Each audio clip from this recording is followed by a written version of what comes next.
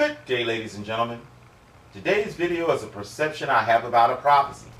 I may be wrong about it, but then again, I may be right. We will never know the true answers if we never ask the questions, right? So, I am questioning our present understanding of Isaiah chapter 2. Of course, I don't know every dogma being presented out here, but I have heard enough of the same perception to ask Israel as a whole. Again, I don't know if I'm reading too much into this, but Israel, when you read Isaiah chapter 2 in the Septuagint, do you perceive the subject is talking only about us? I perceive Yah is using holy talk and is talking about the past, present, and future of not only the holy seed, but also what the seed of our personal servants are doing presently. Quote, "The word which came to Isaiah the son of Amos concerning Judah and concerning Jerusalem." Stop. Here is yet another indicator. The jurisdiction of Judah and Jerusalem are different, though we have been led to believe they were the same.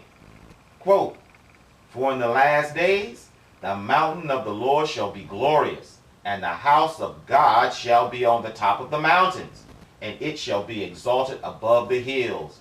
And all nations shall come to it, and many nations shall go and say, Come, and let us go up to the mountain of Yah, and to the house of the God of Jacob." Two different places, and from the sounds of it, two different authorities. "And he will tell us his ways, and we will walk in it. For out of Zion shall go forth the law, and the word of Yah out of Jerusalem." Two different places. "And he shall judge among the nations, and shall rebuke many people, and they shall beat their swords into plowshares, and their spears into sickles. And nation shall not take up sword against nation, neither shall they learn to war any more.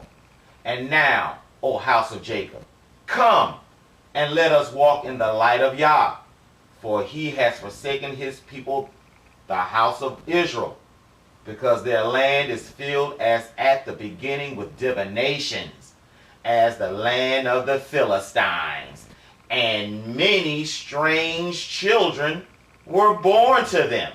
Stop. What? Never mind, that's for another video.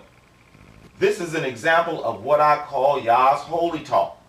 Although this passage is talking about our ancestors, I believe this passage is also talking about modern-day Philistines, Ammon, and Moab. Why? Because this passage is talking in present tense, and those are the bastards who are occupying the northern tribes' land now. To further my theory, check out the prophecies bestowed upon them that hasn't happened yet. Let's continue. Quote, "For their land is filled with silver and gold, and there was no number of their treasures. Their land also is filled with horses, and there was no number of chariots. And the land is filled with abominations, even the works of their hands. And they have worshipped the works which their fingers made. And the mean man bowed down, and the great man was humbled. And I will not pardon them." Future tense. "Now therefore enter ye into the rocks, and hide yourselves in the earth, for fear of the Lord, and by reason of the glory of his might, when he shall arise to strike terribly the earth. For the eyes of Yah are high, but man is low, and the haughtiness of men shall be brought low. And the Lord alone shall be exalted in that day. For the day of the Lord of hosts shall be upon everyone that is proud and haughty, and upon everyone that is high and towering.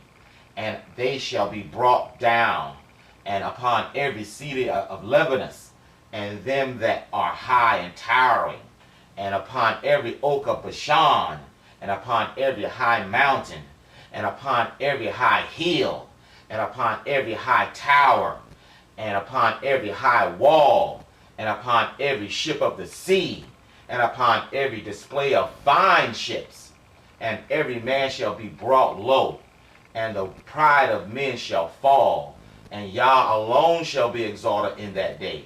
And they shall hide all idols made with hands, having carried them into the caves, and into the clefts of the rocks, and into the caverns of the earth, for fear of Yah, and by reason of the glory of his might, when he shall arise to strike terribly the earth.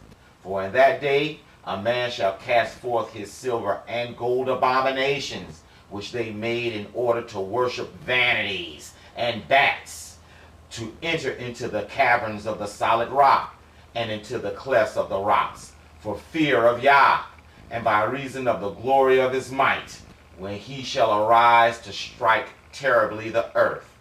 Example. So as you can see, Uncle Isaiah was talking about the northern tribes, but he also was talking about our future personal servants, Mr. Sand Nigger. Please leave your scathing rebuke in the comment section. Thank you for looking at this video, and look for the next.